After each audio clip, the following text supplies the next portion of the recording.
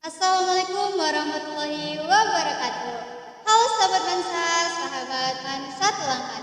Kembali lagi bersama saya Nisa Kira di podcast Ngobrol Perkara Hidup. Tema kita kali ini adalah pertemuan penuh hikmah dengan silaturahim hidup lebih indah.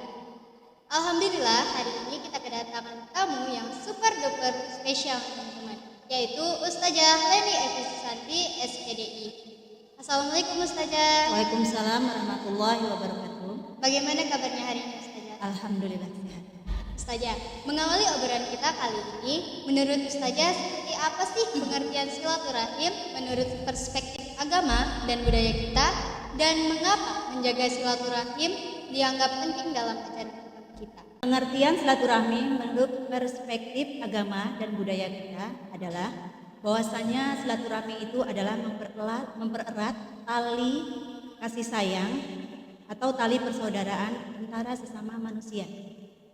Mengenai pertanyaan mengapa penting menjaga silaturahmi, yaitu dianggap menjaga silaturahmi itu sangat penting karena dalam ajaran kita silaturahmi itu memiliki nilai pahala yang besar. Seperti sabda Rasulullah SAW dalam hadis riwayat Bukhari Muslim yang artinya barang siapa yang ingin diluaskan atau dilapangkan rezekinya dan dipanjangkan umurnya, maka jalinlah tali silaturahmi.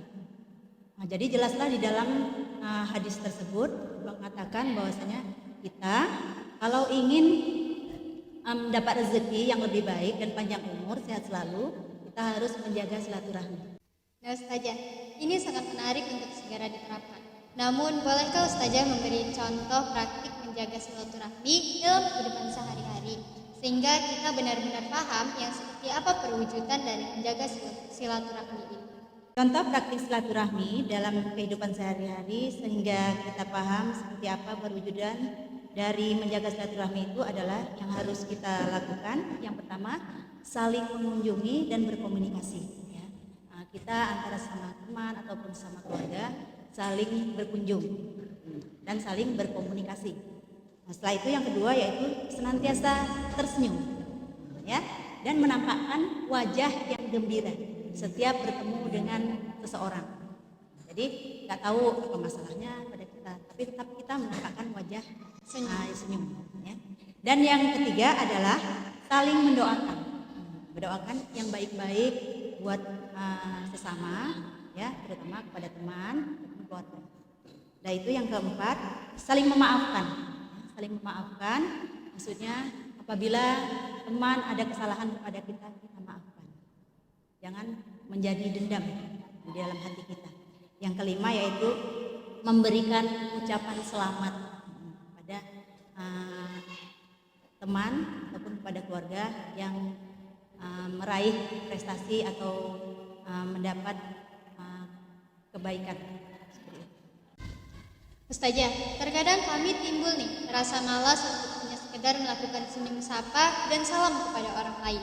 Menurut Ustazah, bagaimana cara mengatasi rasa malas atau enggan untuk menjaga silaturahmi tersebut?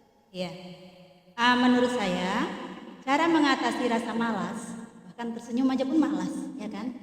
Yang pertama yaitu cari apa penyebabnya.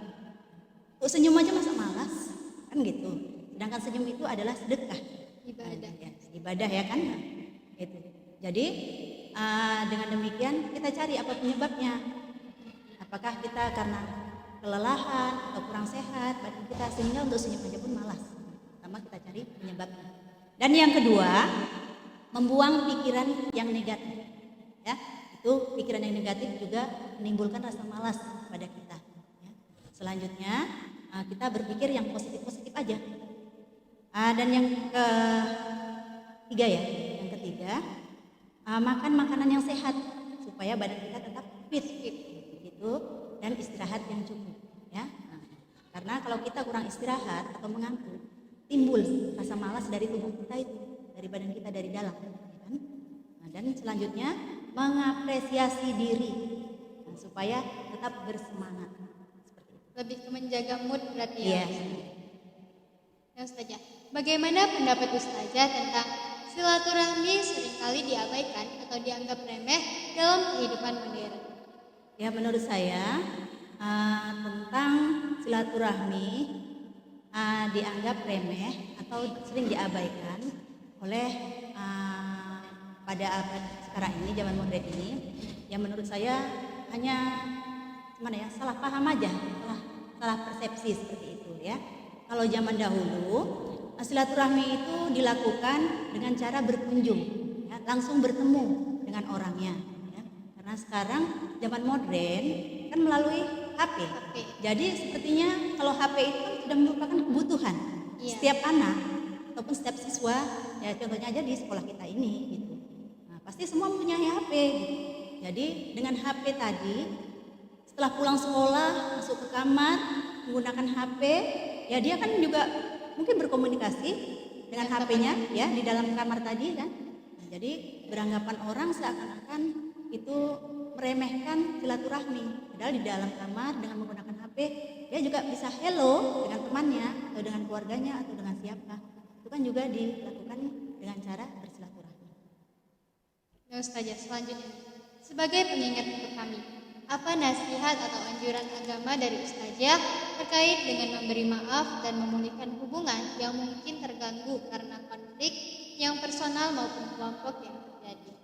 Ya, nasihat atau anjuran tentang memberi maaf untuk memulihkan hubungan yang karena konflik tadi, ya, terkait konflik yang terjadi adalah sudah tertera di dalam Al-Quran surah As-Surah ayat 40 yang artinya, dan balasan suatu kejahatan adalah kejahatan yang setimpal.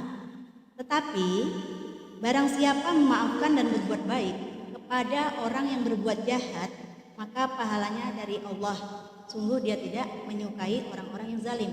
Di situ telah jelaslah bahwasannya orang yang berbuat jahat kepada kita itu akan diberi balasan kepada Allah, juga kejahatan pada dirinya. Tetapi kita sebagai manusia, sebagai orang yang telah dijahati atau dizalimi dengan orang tersebut, kita berusaha memaafkan dan tetap berbuat baik kepadanya. Pasti Allah akan memberikan balasan pahala kepada kita. Jadi kuncinya saling memaafkan ya Ustazah? Ya. Ustazah, selanjutnya nih, mengingat adanya perubahan zaman dan rentang generasi serta perubahan budaya anak zaman dahulu hingga sekarang, menurut Ustazah apa upaya konkret yang dapat dilakukan untuk memperkuat silaturahmi antar generasi, mengingat adanya pergeseran nilai dan gaya hidup? Ya, upaya konkret yang dapat dilakukan untuk memperkuat silaturahmi tersebut, di antaranya adalah jangan ragu untuk menolong seseorang itu, ya.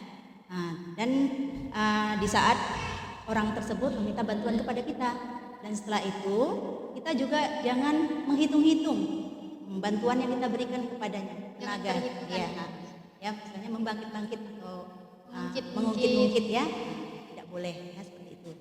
Dan yang kedua adalah hadir dalam acara penting di dalam hidupnya, ya, misalnya acara perkawinan atau di saat kemalangan, kita usahakan hadir untuk mereka. Dan yang selanjutnya yaitu membelanya saat ia dalam situasi yang tidak menyenangkan. Begitu kita beri dukungan kepadanya supaya dia tetap bersemangat. Selanjutnya memotivasinya agar terus dapat mengejar impiannya. Selanjutnya nih Ustazah, bagaimana kita dapat menjaga silaturahmi dengan orang-orang yang memiliki pandangan atau keyakinan yang berbeda, terutama di tengah polarisasi masyarakat saat ini? Ya, bersilaturahmi dengan orang-orang yang memiliki pandangan dan keyakinan yang berbeda, sebaiknya kita itu yang pertama tetap menampakkan wajah gembira senantiasa pada mereka. Yang kedua, tetap berkomunikasi atau berkata yang baik. Jadi jangan berkata-kata sampai menyakiti hatinya, seperti itu. Dan yang ketiga, saling memaafkan. Apabila mereka ada kesalahan kepada kita, kita maafkan. Begitu juga sebaliknya, kalau kita ada kesalahan kepada mereka, mereka juga seharusnya memaafkan kita. Dan jika ada salah paham atau apa, lebih baik kita tanyakan apa permasalahannya, yang nggak enak kita musyawarahkan. Biar tidak terjadi salah Iya, biar nggak terjadi salah paham. Selanjutnya membantunya di dalam kesusahan. Ya. Nah, sebagai warga kita tetap harus membantunya apabila mereka mendapat kesusahan. Dan yang kelima adalah bertoleransi terhadap keyakinan, maksudnya saling hormat, menghormati dan menghargai ya terhadap keyakinan mereka. Ustazah, kami para pelajar saat ini sudah terlahir langsung berhadapan dengan teknologi. Sedangkan teknologi juga menggeser budaya dan pemahaman silaturahim masyarakat. Apakah ada peran positif atau inisiatif kreatif dalam masyarakat yang mendukung dan memperkuat silaturahmi di era digital ini? Ya, ada. Walaupun kalian terlahir dalam era digital sekarang ini, itu ada. Di dalam era digital ini kita harus sadar, ya, pergunakanlah medsos atau teknologi yang canggih ini untuk kebaikan, ya. Maksudnya seperti itu. Gunakan sebaik-baiknya dan gunakan secara bijak. Dan janganlah membuat hoax di medsos, ya. Jadi kan membuat yang tidak baik seperti itu. Jadi kalau kita gunakan medsos atau teknologi seperti HP dengan yang baik-baik, juga selalu mencari pelajaran sebagai pelajar, ya. Di situ boleh kita bertanya jawab kepada teman-teman pelajar yang dari daerah manapun. Jadi penggunaan HP tadi menjadi berkah, ya. Di seluruh Indonesia dari Sabang sampai ke Merauke. Dengan demikian bisa mempererat silaturahmi untuk kita. Ustazah, demi mempersiapkan masa depan yang gemilang, kami juga perlu memahami bagaimana kita dapat menjaga silaturahmi dengan efektif tanpa mengorbankan waktu dan produktivitas dalam konteks pekerjaan dan karir. Ya, kita dapat menjaga silaturahmi tanpa harus mengorbankan waktu dan produktivitas dalam pekerjaan dan karir. Kita berusaha selalu bertegur sapa, ya, baik secara langsung maupun melalui media sosial, ya. Dan setelah itu selalu tersenyum, ya, selalu tersenyum, menampakkan wajah gembira pada seseorang yang kita temui, ya. Dengan demikian kita dapat menjaga silaturahmi tanpa harus mengorbankan waktu dan produktivitas. Jadi harus saling tersenyum dan saling tegur sapa, ya Ustazah. Ustazah, selanjutnya nih, seperti apa sih pandangan Ustazah tentang pembelajaran dan pembinaan silaturahim di kalangan siswa madrasah khususnya di MAN 1 Langkat? Ya. Pandangan saya terhadap pembelajaran dan pembinaan silaturahmi di kalangan siswa madrasah khususnya di MAN 1 Langkat, ya, sangat baik, ya. Contohnya saja setiap hari ada kegiatan apel pagi. Kita para pelajar dihadirkan di halaman sekolah untuk melaksanakan kegiatan pensi, ya, atau pentas seni, dan setiap hari Jumat dilakukan pembacaan ayat suci Al-Quran, ya, pembacaan Yasin seperti itu. Secara tidak sadar di situ secara langsung kita kan duduk beramai-ramai itu di halaman sekolah itu, ya. Di situ kita juga bersama-sama dengan sahabat kita yang dari kelas lain, tentunya berbaur di situ kan. Ya, itu juga salah satu untuk bentuk silaturahmi. Ya, bentuk silaturahmi. Nah, Ustazah, untuk pertanyaan terakhir nih, Ustazah. Mohon nasihat dari Ustazah untuk kami para pelajar dan pada penonton video kita dimanapun berada. Ya, agar tetap menjaga silaturahmi menurut saya yaitu kepada para pelajar dan para penonton video ini, dimanapun berada, hargailah orang lain siapapun itu, dan jangan pernah menaruh dendam kepada siapapun. Isi harimu dengan kebaikan, setiap pertemuan adalah anugerah. Manfaatkan silaturahmi dengan bijak. Itu pesan saya. Nah teman-teman, kita harus menjaga silaturahim kita bersama, saling memaafkan, saling senyum sapa, dan saling berbuat baik, ya.